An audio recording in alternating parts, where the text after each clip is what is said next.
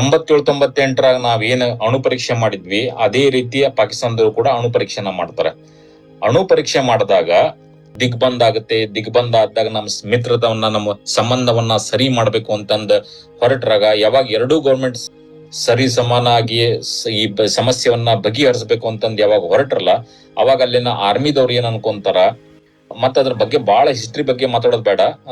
ಏನಾಗುತ್ತೆ ಅಂದ್ರೆ, ನಾವು ಸಿಯಾಚಿನ್ ಅನ್ನ ಆಕ್ಯುಪೈ ಮಾಡ್ಕೊಂಡಿಲ್ಲ. ಸಿಯಾಚಿನ್ ಅವ್ರು ಬರೋಕ್ಕಿಂತ ಮುಂಚೆ ನಾವು ಹೋಗಿ ಬೆಟ್ಟದ ಮೇಲೆ ಕುತ್ಕೊಂಡಿದ್ವಿ, ಸಿಯಾಚಿನ್ ಆಕ್ಯುಪೈ ಮಾಡ್ಕೊಂಡು ಕುತ್ಕೊಂಡಿದ್ವಿ. ಅದಕ್ಕೆ ಅದನ್ನ ಇನಿಷಿಯಲಿ ನೋ ಮ್ಯಾನ್ಸ್ ಲ್ಯಾಂಡ್ ಅಂತ, ಅವರು ಇರ್ಲಿಲ್ಲ, ನಾವು ಇರ್ಲಿಲ್ಲ. ಯಾವಾಗ ನಮಗ್ ಗೊತ್ತಾಯ್ತಲ್ಲ ಈ ತರ ಪಾಕಿಸ್ತಾನದವ್ರು ಸಿಯಾಚಿನ್ಗೆ ಹೋಗ್ಬೋದು ಅಂತ, ಅವ್ರಕ್ಕಿಂತ ಮುಂಚೆ ನಾವು ಹೋಗಲ್ಲೋ ಕುತ್ಕೊಂಡ್ವಿ. ಅವ್ರಿಗೊಂದು ದೊಡ್ಡ ಆಘಾತ ಆತಿದ, ಅಂದ್ರೆ ನಮ್ಗಿಂತ ಮುಂಚೆ ಅವರ ಬೆಟ್ಟವನ್ನ ಬಂದು ಕುತ್ಕೊಂಡ್ಬಿಟ್ರ ಅಂತ. ಅದ್ರದ್ದು ಹೆಂಗಾರ ಮಾಡಿ ಅದರದ ರಿವೆಂಜ್, ಅದನ್ನ ಬದಲಾ ತಗೋಬೇಕಂತ ಏನ್ ಮಾಡ್ತಾರ, ಇದನ್ನ ಇಲ್ಲಿ ನಾವೇನಾದ್ರೂ ಕಾರ್ಗಿಲ್ ಒಳಗ ನುಗ್ಗಿ ಆ ಹೈವೇನ ಕಟ್ ಮಾಡಿದ್ರೆ ಶ್ರೀನಗರದಲ್ಲಿ ಇದ್ದಂತವ್ರಿಗೆ ನಾವು ಊಟ ಸಾಮಗ್ರಿಗಳನ್ನ ತಲುಪ್ಸಕ್ಕಾಗಲ್ಲ. ಅವಾಗ ಅದನ್ನ ಬಗ್ಗೆ ಕುತ್ಕೊಂಡು ಚರ್ಚೆ ಮಾಡಬಹುದು, ಬಾರ್ಗೇನ್ ಮಾಡಬಹುದು ಅನ್ನೋ ಕಾರಣದಿಂದ ಈ ತರ ಒಂದು ಷಡ್ಯಂತ್ರವನ್ನ ಶುರು ಮಾಡ್ತಾರ. ಅದೇ Genesis of the Kargil war. ಸಾಕಷ್ಟು ಇನ್ನೂ ಸಣ್ಣ ಸಣ್ಣ ಪುಟ್ಟ ರೀಸನ್ಸ್ ಇದಾವೆ. ಕ್ಯಾಪ್ಟನ್ ವಿಕ್ರಮ್ ಬತ್ರಾ ಮತ್ತೆ ಕ್ಯಾಪ್ಟನ್ ಸಂಜೀವ್ ಸಿಂಗ್ ಜಾಮ್ವಾಲ್ ಅಂತ ಈ ಇಬ್ರು ಸೈನ್ಯದ ಅಧಿಕಾರಿಗಳು ಈ ಬೆಟ್ಟವನ್ನ ಅಟ್ಯಾಕ್ ಮಾಡ್ತಾರೆ. ಎಂತ ಒಂದು ಅದ್ಭುತವಾದ ಅಟ್ಯಾಕ್ ಅನ್ನ ಮಾಡ್ತಾರೆ ಅಂತಂದ್ರೆ, 48 ಗಂಟೆ ಕಾಲ, ಅಂದ್ರೆ 48 ಅವರ್ಸ್, 2 ದಿನದ ಒಳಗಡೆ ಆ ಬೆಟ್ಟವನ್ನ ವಶಪಡಿಸ್ಕೊಂಡು ಅಲ್ಲಿದ್ದಂತ ಬಂಕರ್ಗಳನ್ನ ಧ್ವಂಸಪಡಿಸಿ ಅಲ್ಲಿದ್ದಂತ ಶತ್ರುಗಳನ್ನ ಹೊಡೆದುಳಿಸಿ ಆ ಭಾರತದ ಬಾವುಟವನ್ನ .5140 ಮೇಲೆ ಹಾರಿಸ್ತಾರೆ. ಕ್ಯಾಪ್ಟನ್ ವಿಕ್ರಮ್ ಬತ್ರಾ ಅವ್ರ ಬಗ್ಗೆ ನೀವೆಲ್ಲರೂ ಕೇಳಿರ್ಬೋದು. ನಮಗೆ ಇಮ್ಯಾಜಿನ್ ಮಾಡಿ, ನಮ್ಗೆ ಯಾವ್ದಾದ್ರು ಒಂದು ಸಣ್ಣ ತಲೆನೋವು ಬಂದ್ರೆ, ಹೊಟ್ಟೆ ನೋವು ಬಂದ್ರೆ ನಾವ್ ಏನ್ ಮಾಡ್ತೀವಿ? ಡಾಕ್ಟರ್ ಹತ್ರ ಹೋಗ್ತೀವಿ, ಮಾತ್ರೆ ತಗೊಂತೀವಿ, ಏನಾದ್ರು ಮಾಡಿ ಅದನ್ನ ಆ ಕಡೆ ತೆಗೆದು ಹಾಕಕ್ ನೋಡ್ತೀವಿ, ತಳ್ಳಾಕಕ್ ನೋಡ್ತೀವಿ. ಯುದ್ಧದ ಪರಿಸ್ಥಿತಿಯಲ್ಲಿ ಯಾವ ಹೆಜ್ಜೆ ಕೊನೆ ಹೆಜ್ಜೆ ಅಂತ ಗೊತ್ತಿಲ್ಲ, ಯಾವ ಉಸಿರು ಕೊನೆ ಉಸಿರು ಅಂತ ಗೊತ್ತಿಲ್ಲ. ಅಂತ ಕಷ್ಟದ ಸಂದರ್ಭದಲ್ಲೂ ಕೂಡ ಹೋರಾಡ್ತಾ ಒಬ್ಬ ವ್ಯಕ್ತಿ ಆ ಬೆಟ್ಟವನ್ನ ಗೆದ್ದು ಈ ದಿಲ್ ಮಾಂಗೆ ಮೋರ್ ಅಂತ ಹೇಳ್ತಾರೆ ಅಂತಂದ್ರೆ, ಎಂತ ವ್ಯಕ್ತಿತ್ವ ಇರ್ಬೋದು ಕ್ಯಾಪ್ಟನ್ ವಿಕ್ರಮ್ ಬತ್ರಾ ಅವರು ಅಂತ ಯೋಚನೆ ಮಾಡಿ ನೋಡಿ ಒಂದ್ಸಲ. ಇದನ್ನ ಅವ್ರು ಬರೀ ಬಾಯಿ ಮಾತಲ್ಲಿ ಹೇಳಿದಷ್ಟೇ ಅಲ್ಲ, ಇದನ್ನ ಅವ್ರು ಬರೀ ಸ್ಲೋಗನ್ ಅಷ್ಟೇ ಆಗಿರ್ಲಿಲ್ಲ, ಇದವ್ರ ಸಕ್ಸಸ್ ಸಿಗ್ನಲ್ ಅಷ್ಟೇ ಆಗಿರ್ಲಿಲ್ಲ. ಅವರು ಕೆಳಗಡೆ ಬಂದಾಗ ಬರ್ಕಾದತ್ ಅವ್ರು ಇಂಟರ್ವ್ಯೂ ಮಾಡಿದಾಗ ಇದನ್ನ ಹೇಳಿದ್ರೆ, ಮೈ ಚಾಪ್ಸ್ ವಾಂಟೆಡ್ ಮೋರ್ ಬಂಕರ್ಸ್, ಅಂದ್ರೆ ಶತ್ರುಗಳು ಇನ್ನೂ ಬಂಕರ್ಸ್ ಇರಬೇಕಾಗಿತ್ತು, ಅವ್ರನ್ನು ಹೊಡೆದು ಉಳಿಸ್ಬೇಕಾಗಿತ್ತು, ಇನ್ನೂ ಅಷ್ಟು ಜಾಗವನ್ನ ನಾವು ಕ್ಯಾಪ್ಚರ್ ಮಾಡ್ಬೇಕಿತ್ತು ಅಂತ ಕೂಡ ಅವ್ರು ಹೇಳಿದ್ದಾರೆ. ಆ ಬೆಟ್ಟವನ್ನ ಗೆದ್ದಾಗ ಎಲ್ಲೋ ಒಂದ್ ಕಡೆ ನಮಗ ಖುಷಿ ಆಗ್ತಿತ್ತು. ಇಡೀ ಯೂನಿಟ್ ಅಲ್ಲಿ ಒಂಥರ ಹಬ್ಬದ ವಾತಾವರಣ, ಸಂತಸ ನಡೆದಿತ್ತು. ಆದ್ರೆ ಎಲ್ಲೋ ಒಂದ್ ಕಡೆ ನನಗನ್ನಿಸ್ತಾ ಇತ್ತು, ದೇವರೇ ನನಗೆ ಅವಕಾಶ ಸಿಗ್ತಾ ಇಲ್ಲಲ್ಲ ಅಂತ. ಅದನ್ನ ಹೇಳ್ತಾರ, ನೀವ್ ಏನಾದ್ರೂ ಒಂದು ದಿಲ್ ಸೆ ಕುಚ್ ಚಾಹತೆ ಹೋ ತೋ ಪೂರಾ ಕಾಯನಾತ್ ಜುಡ್ ಜಾತಾ ಅಂತ, ನೀವೇನಾದ್ರೂ ಮನಸ್ಪೂರ್ವಕವಾಗಿ ಬೇಡ್ಕೊಂಡ್ರೆ ದೇವ್ರು ನಿಮ್ಗೆ ಆಶೀರ್ವಾದ ಕೊಟ್ಟೆ ಕೊಡ್ತಾರೆ ಅಂತ. ನಾನ್ ಈ ತರ ಬೇಡ್ಕೋಬೇಕಾದ್ರೆ ನನಗೂ ಒಂಥರ ಅವಕಾಶ ಸಿಗ್ಲಿ ಅಂದಾಗ ಮೊದಲನೇ ಮತ್ತೊಂದು ಅಟ್ಯಾಕಿಗೆ ನಮಗೆ ಆದೇಶ ಬರುತ್ತೆ, ನೀವು .4875 ಅಟ್ಯಾಕ್ ಮಾಡಿ ಅಂತ. 4875 ಆಗಲೇ ಹೇಳಿದಾಗೆ 4875 ಮೀಟರ್ಸ್ ಅಬೋ ಸೀ ಲೆವೆಲ್ ಅಂತ. ಅವಾಗ ಜುಲೈ 4ನೇ ತಾರೀಕು, ಜುಲೈ 4, 1999ಕ್ಕೆ ಆ ಬೆಟ್ಟವನ್ನ ಅಟ್ಯಾಕ್ ಮಾಡಬೇಕು ಅಂತ ಡಿಸೈಡ್ ಆಗುತ್ತೆ. ಡಿಸೈಡ್ ಆದಾಗ ಮಧ್ಯಾಹ್ನದ ಹೊತ್ತು ಸುಮಾರು ನನ್ನ ಟೀಮ್ ಜೊತೆಗೆ ನಾನು ಕುತ್ಕೊಂಡು ಊಟ ಮಾಡ್ತಾ ಇದ್ದೆ, ಅವ್ರಿಗೆ ಹುರಿದುಂಬಿಸ್ತಾ ಇದ್ದೆ, ನಮ್ಮ ಜೀವನದ ಇತಿಹಾಸದಲ್ಲಿ ಇಂಥ ಒಂದು ಸುವರ್ಣ ಅವಕಾಶ ಸಿಗ್ಲಿಕ್ಕಿಲ್ಲ. ನಾವು ಇನ್ನು 2-3 ದಿವಸದಲ್ಲಿ ನಾವು ಏನನ್ನ ಮಾಡ್ತೀವೋ ಅದು ಒಂದು ಹಿಸ್ಟ್ರಿ ಬುಕ್ಸ್ ಅಲ್ಲಿ ರೆಕಾರ್ಡ್ ಆಗುತ್ತೆ. ನಮ್ಮ ಯೂನಿಟಿನ ಹೆಸರನ್ನ ನಾವು ಎಲ್ಲಿವರೆಗೂ ಒಯ್ಬೋದು, ಇದನ್ನ ಎಲ್ಲ ಅವ್ರ ಜೊತೆಗೆ ಮಾತಾಡ್ತಾ ಇದ್ದೆ. ನಾನು ಮಾತಾಡ್ಬೇಕಾದ್ರೆ ಅವ್ರ ಜೊತೆ ಊಟ ಮಾಡ್ತಾ ಇದ್ದೆ, ಮೋಟಿವೇಟ್ ಮಾಡ್ತಾ ಇದ್ದೆ. ಇನ್ನೇನು ಸಾಯಂಕಾಲ ಆಗ್ತಾ ಬರ್ತಾ ಇದ್ದೆ, ನಾವು ಹೊರಡಕ್ ರೆಡಿ ಆಗ್ತಾ ಇದ್ವಿ. ನನ್ನ ಶ್ಯಾಮ್ ಸಿಂಗ್, ನನ್ನ ಬಡಿ ಅಂತ ಏನ್ ಹೇಳ್ತೀವಿ, ಶ್ಯಾಮ್ ಸಿಂಗ್ ಅಂತ, ಅವ್ರಿಗೆ ಹುಷಾರಿರ್ಲಿಲ್ಲ. ಅವ್ರು 3 ದಿವಸದಿಂದ ಜ್ವರ ಇತ್ತು, ಅವ್ರಿನ್ನೂ ಫುಲ್ ಚೇತರಿಸ್ಕೊಂಡಿಲ್ಲ. ಹಾಗಾಗಿ ನಾನು ಅವ್ರಿಗೊಂದು ಮೆಸೇಜ್ ಕೊಟ್ಟಿದ್ದೆ, ನಮ್ಮ ಸೀನಿಯರ್ ಜೆಸಿತ್ತು ಶ್ಯಾಮ್ ಸಿಂಗ್, ನನ್ನ ಬಡಿ ಏನಿದ್ದಾನೆ, ಶ್ಯಾಮಿ ಅಂತ ಏನ್ ಕರಿತಾ ಇದ್ದೆ, ಅವನಿಗೆ ಹುಷಾರಿಲ್ಲ, ಅವನು ಯುದ್ಧಕ್ಕೆ ಬರೋದು ಬೇಡ. ಯಾಕಂದ್ರೆ ನಾವು ಯುದ್ಧಕ್ಕೆ ಹೋಗ್ತಾ ಇದೀವಿ, 1 ದಿನ ಆಗುತ್ತೋ, 2 ದಿನ ಆಗುತ್ತೋ, 3 ದಿನ ಆಗುತ್ತೋ ಗೊತ್ತಿಲ್ಲ. ಹಾಗಾಗಿ ಅವ್ನು ರೆಸ್ಟ್ ತಗೊಳ್ಳಿ ಅಂತ ಮೆಸೇಜ್ ಕೊಟ್ಟಿದ್ದೆ. ಯಾವಾಗ ಅವನಿಗೆ ಈ ಮೆಸೇಜ್ ಹೋಗುತ್ತೋ ಓಡ್ ಬರ್ತಾನ ಅವನ ಹತ್ರ. ಓಡ್ ಬಂದ್ ನನ್ನ ಹತ್ರ ಹೇಳ್ತಾನೆ, ಕೋಟ್ ಅನ್ಕೋಟ್ ಬಂದ್ ಹೇಳ್ತಾನೆ, ಸಾಬ್ ಅಚ್ಚೇ ದಿನ ಮೇ ಆಪ್ಕೆ ಸಾಥ, ಒಳ್ಳೆ ಸಮಯದಲ್ಲಿ ನಿಮ್ ಜೊತೆಗಿದ್ದೆ, ಕಷ್ಟದ ಸಂದರ್ಭ ಬಂದಿದೆ, ನಿಮ್ಮನ್ನ ಯುದ್ಧಕ್ಕೆ ಒಬ್ಬರನ್ನ ಹೇಗ್ ಕಳಿಸ್ಕೊಡ್ಲಿ? ಬೈ ಚಾನ್ಸ್ ಯುದ್ಧದಲ್ಲಿ ನಿಮ್ಗೆ ಏನಾದ್ರು ಆಗ್ಬಿಟ್ರೆ ಜೀವನ ಪರ್ಯಂತ ನನ್ನ ಯೂನಿಟ್ ನಲ್ಲಿ ನನ್ನ ಮುಖವನ್ನ ಎತ್ಕೊಂಡು ಹೇಗ್ ಓಡಾಡ್ಲಿ? ನನ್ನ ಮನೆಯವರಿಗೆ ನನ್ನ ಮುಖವನ್ನ ಹೇಗ್ ತೋರಿಸ್ಲಿ? ನನ್ನ ಯೂನಿಟ್ ಅಲ್ಲಿ ನನ್ನ ಮನೆ ಮುಖ ಎತ್ಕೊಂಡು ಓಡಾಡಕ್ ಆಗಲ್ಲ ಅಂತ ಹೇಳಿ ಅವನ ಕಮಿಟ್ಮೆಂಟ್ ನೋಡಿ ನನಗೆ ಬೇಡ ಅನ್ನೋ ಒಂದು ಅವಕಾಶನೇ ಸಿಗ್ಲಿಲ್ಲ. ಹಾಗಾಗಿ ಶಾಮೆ ತುಬಿಚಲ್ ನೀನು ಬಾ ಅಂತಂದೆ. ಎಷ್ಟು ಖುಷಿಯಾಗಿ ಅವನನ್ನ ವೆಪನ್ ಅನ್ನ ತಗೊಳಕ್ ಹೋದ, ಅವನ ಗನ್ನನ್ನ ತಗೊಳಕ್ ಹೋದ ಅಂತ ನನಗೆ ಇವತ್ತು ಕಣ್ಣಲ್ಲಿ ಕಟ್ಟಲಾಗಿದೆ. 4ನೇ ತಾರೀಕು ಸಾಯಂಕಾಲ ಆಗ್ತಾ ಬರ್ತಾ ಇದೆ. ಪ್ರತಿ ಒಂದು ಯೂನಿಟ್ ಅಲ್ಲಿ ಒಬ್ಬ ಪಂಡಿತ್ಜಿ ಇರ್ತಾರೆ. ಅವರು ಒಂದು ಪೂಜೆ ಹವನನ್ನ ಮಾಡ್ತಾರೆ. ಹವನನ್ನ ಮಾಡಿ ನನ್ನ ಹಣೆಗೆ ತಿಲಕನ ಇಡ್ತಾರೆ, ನನ್ನ ವೆಪನಿಗೂ ತಿಲಕ ಇಡ್ತಾರೆ, ಎಲ್ಲರಿಗೂ ತಿಲಕ ಹಚ್ತಾ ಹೋಗ್ತಾರೆ. ಅದಾದ ನಂತರ ನಾವಿನ್ನೇನು ಹೊರಡಕ್ಕೆ ರೆಡಿ ಆಗ್ತಾ ಇದೀವಿ. 4ನೇ ತಾರೀಕು ಜುಲೈ ರಾತ್ರಿ ಆಗ್ತಿದ್ದಂಗೆ ನಮ್ಮ ಯೂನಿಟಿನ ವಾರ್ ಕ್ರೈ ಅಂತಂದ್ರೆ ನಾವು ಏನೇ ಒಂದು ಕಾರ್ಯ ಮಾಡ್ಬೇಕಂದ್ರೆ ಆ ಕಾರ್ಯವನ್ನ ಮಾಡೋಕ್ಕಿಂತ ಮುಂಚೆ ಕೂಗಿ ಆ ಕಾರ್ಯವನ್ನ ಮಾಡ್ತೀವಿ. ನಮ್ಮ ಯೂನಿಟಿನ ವಾರ್ ಕ್ರೈ ಇದ್ದಿದ್ದು ದುರ್ಗೆ ಮಾತಾ ಕಿ ಜೈ ಅಂತ. ಯಾವಾಗ ಒಂದು ಸಲ ನಾನು ದುರ್ಗೆ ಮಾತಾ ಕಿ ಜೈ ಅಂತ ಕೂಗಿದ್ನೋ, ನನ್ನ ಹಿಂದಿದ್ದಂತ 120 ಜನ ಒಂದೇ ಸಲ ದುರ್ಗೆ ಮಾತಾ ಕಿ ಜೈ ಅಂತ ಕೂಗಿದಾಗ ಎಂತ ಒಂದು ಅದ್ಭುತವಾದ ವಾತಾವರಣ ಬಂಧುಗಳೇ ಅಂತಂದ್ರೆ, ಅದೊಂದು ಎಲೆಕ್ಟ್ರಿಫೈಯಿಂಗ್ ಅಟ್ಮಾಸ್ಫಿಯರ್ ಅಂತ ಹೇಳ್ತೀವಿ, ಆ ತರ ಒಂದು ಅಟ್ಮಾಸ್ಫಿಯರ್ ಇತ್ತು. ಈ ವಿಷಯವನ್ನ ನಾನು ಹೇಳಬೇಕಿಲ್ಲಿ. ನಾನು ಹೇಳಿದಾಗಲೇ ಜನವರಿಯಲ್ಲಿ ಜಾಯ್ನ್ ಆಗಿದ್ದೆ, ಜುಲೈಯಲ್ಲಿ ನಾವಿದೀವಿ ಅಂದ್ರೆ 6 ತಿಂಗಳ ಸರ್ವಿಸ್ ನಂದು. ಜಸ್ಟ್ 6 ತಿಂಗಳ ಸರ್ವಿಸ್ ಅಲ್ಲಿ ನನಗೆ ಅವಾಗ 25 ವರ್ಷ ವಯಸ್ಸು. 6 ತಿಂಗಳ ಸರ್ವಿಸ್ ಅಲ್ಲಿ 120 ಜನನ್ನ ಯುದ್ಧಕ್ಕೆ ಕರ್ಕೊಂಡು ಹೋಗ್ಬೇಕು ಅಂತಂದ್ರೆ ಸಾಮಾನ್ಯವಾದ ಸಂಗತಿ ಅಲ್ಲ. ಅದು ಒಂದು ಬಲಿಷ್ಠವಾದ ಒಬ್ಬ ಲೀಡರ್ ಅಷ್ಟೇ ಮಾಡ್ಲಿಕ್ಕೆ ಸಾಧ್ಯ. ನನಗೆ ಸರ್ವಿಸ್ ಕಡಿಮೆ ಇದೆ, ನನಗೆ ಏಜ್ ಕಡಿಮೆ ಇದೆ ಅಂತ ನಮ್ಮ ಕಮಾಂಡಿಂಗ್ ಆಫೀಸರ್ ನಾನು ಕಳ್ಸಕ್ ರೆಡಿ ಇರಲಿಲ್ಲ.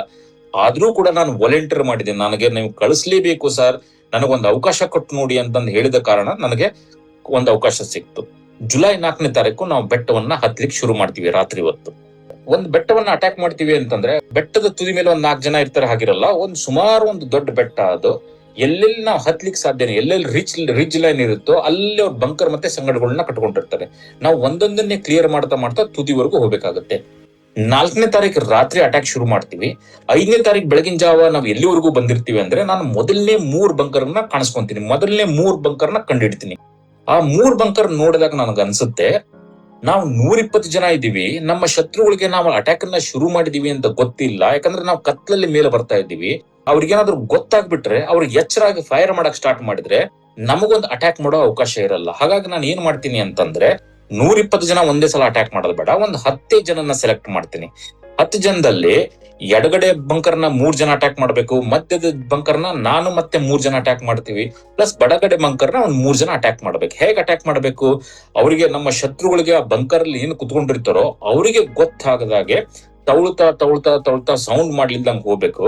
ಎಡಗಡೆ ಬಂಕರ್ಗೆ ಅಟ್ಯಾಕ್ ಮಾಡೋ ಟೀಮ್ ಅಲ್ಲಿ ಜಾಯ್ನ್ ಆಗುತ್ತೆ, ಮಧ್ಯದ ಬಂಕರ್ನ ನಾನು ಟೀಮ್ ಜೊತೆಗೆ ಜಾಯ್ನ್ ಆಗ್ತೀನಿ, ರೈಟ್ ಸೈಡ್ ಬಂಕರ್ಗೆ ರೆಡಿ ಆಗ್ತಾರ ಅವರು. ಆದ ತಕ್ಷಣ ನಾನು ಒಂದು ಸಿಗ್ನಲ್ ನ ಕೊಡ್ತೀನಿ. ಸಿಗ್ನಲ್ ಕೊಟ್ಟ ತಕ್ಷಣ ನಮ್ಮಲ್ಲಿದ್ದಂತ ನಾವು 3 ಟೀಮ್ಗಳು ಒಂದೇ ಸಲ ಏಕಾಏಕಿಯಾಗಿ ನಮ್ಮಲ್ಲಿದ್ದಂತ ಹ್ಯಾಂಡ್ ಗ್ರೆನೇಡ್ ಅನ್ನ ತೆಗೆದು ಅದ್ರಲ್ಲಿ ಎಸಿಬೇಕು, ನಮ್ಮಲ್ಲಿದ್ದಂತ ವೆಪನ್ ಅನ್ನ ತೆಗೆದು ಅದರಲ್ಲಿ ಫೈರ್ ಮಾಡಬೇಕು ಅಂತ ಡಿಸೈಡ್ ಮಾಡ್ತೀವಿ. 2 ಟೀಮ್ ಹೋಗುತ್ತೆ, ನನ್ನ ಟೀಮು ರೀಚ್ ಆಗುತ್ತೆ, ಅವು 2 ಟೀಮ್ ರೀಚ್ ಆಗಿದ್ದಾವೆ.